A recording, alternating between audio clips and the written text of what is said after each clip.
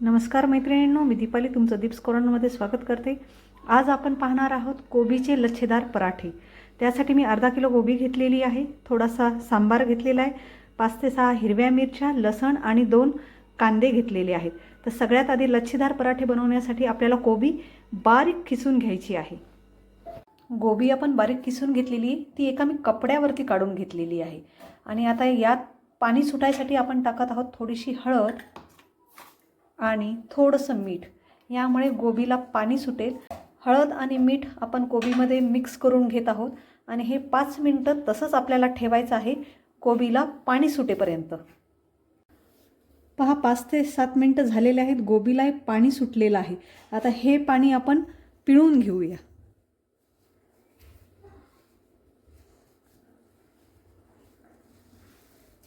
अशा पद्धतीने आपल्याला सगळं गोबीतलं पाणी काढून घ्यायचे। पहा किती पाणी निघतंय। गोबी एकदम आपली अशी ड्राय झाली पाहिजे। पहा कोबीतलं सगळं पाणी आपण काढून घेतलेलं आहे, ते आता एका बाउलमध्ये मी काढून घेत आहे। पहा किती मोकळी अशी ही झालेली आहे, काहीच पाणी यामध्ये राहिलेलं नाहीये। आता यामध्ये घालत आहोत आपण बारीक कट करून घेतलेला कांदा, बारीक कट करून घेतलेली कोथिंबीर, अद्रक आणि लसणाची आपण पेस्ट तयार करून घेतली होती, ती पेस्ट सुद्धा आपण इथे घालून घेत आहोत। सोबतच यामध्ये घालत आहोत आपण जिरे पूड, थोडीशी मिरे पूड, 2 ते 3 चमचे धने पूड, थोडंसं लाल तिखट इथे घालत आहे। लाल तिखट मी कमी घालत आहे कारण आपण मिरे पूड आणि हिरवी मिरची पण यामध्ये घातलेली आहे, म्हणून लाल तिखट मी थोडंसं कमी घातलंय। तसेच थोडीशी हळद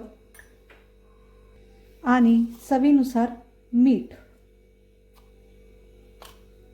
हे सगळं साहित्य आपल्याला व्यवस्थित मिक्स करून घ्यायचं आहे। एक कणकेचा गोळा घेतलेला आहे इथे मी, याची गोल आणि पातळ पोळी आपल्याला लाटून घ्यायची आहे। अशा पद्धतीने आपल्याला एक पातळ पोळी लाटून घ्यायची आणि त्यावरती आपल्याला लावायचे साजूक तूप। हे तूप पसरून घेत आहे मी, पूर्ण पोळीला पसरून घ्यायचंय। आता आपण जे गोबीचं सारण तयार केलं होतं ते सगळं व्यवस्थित मिक्स करून घेतले। ते सारण आता आपल्याला ह्या पोळीवरती व्यवस्थित पसरून घ्यायचं आहे। अशा पद्धतीने हे सारण आपण पसरून घेतलेलं आहे। आता याचा एक आपल्याला रोल तयार करून घ्यायचा आहे।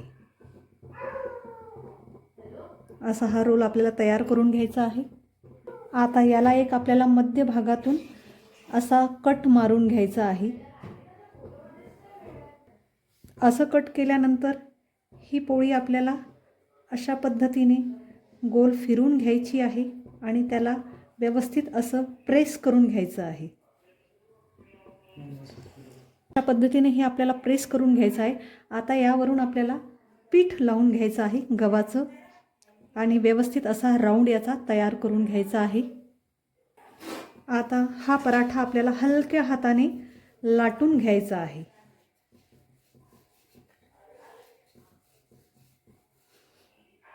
अशा पद्धतीने हा आपल्याला लाटून घ्यायचा आहे। आता हा आपण ताव्यावरती शेकून घेऊया। त्यासाठी मी तावा गरम करायला ठेवलेला आहे।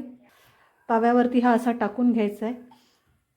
हा आपल्याला आता व्यवस्थित शेकून घ्यायचा आहे। गॅसची फ्लेम आपल्याला एकदम हाय पण नाही ठेवायची आणि एकदम लो पण नाही करायची, मीडियम आचेवर हा आपल्याला शेकून घ्यायचा आहे। याला आपण पलटी मारून घेऊया आणि याला भरपूर असं तूप आपल्याला लावून घ्यायचं आहे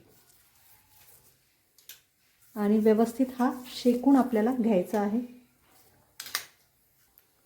आता याला पलटी मारू आपण आणि खालच्या साईडने सुद्धा व्यवस्थित याला आपण तूप लावून घेऊया।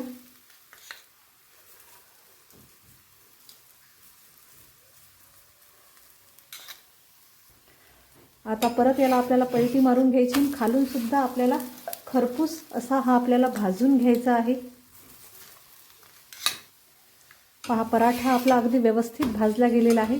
तो आता आपण एका प्लेटमध्ये काढून घेऊया आणि अशाच पद्धतीने आपण बाकीचे पराठे सुद्धा तयार करून घेऊया। तर तयार आहे आपला गोबीचा लच्छा पराठा। पहा हातावरती मी कुस्करून दाखवते, किती छान अशा याच्या लच्छेदार पराठ्याच्या लेयर्स आलेले आहेत आणि खायला सुद्धा अतिशय टेस्टी हा लागतो। आणि हा मी बुंदी रायत्याबरोबर सर्व केलेला आहे. बुंदी रायत्याची रेसिपी मी थडोल्याच्या रेसिपीसोबतच टाकलेली आहे. तुम्हाला जर त्याची रेसिपी हवी असेल तर तुम्ही तो व्हिडिओ माझा नक्कीच पाहू शकता. तुम्हाला हे माझा लच्छेदार कोबीचा पराठा बनवण्याची रेसिपी आवडल्यास नक्की माझ्या चॅनलला लाईक, शेअर आणि सबस्क्राईब करा. थँक्यू.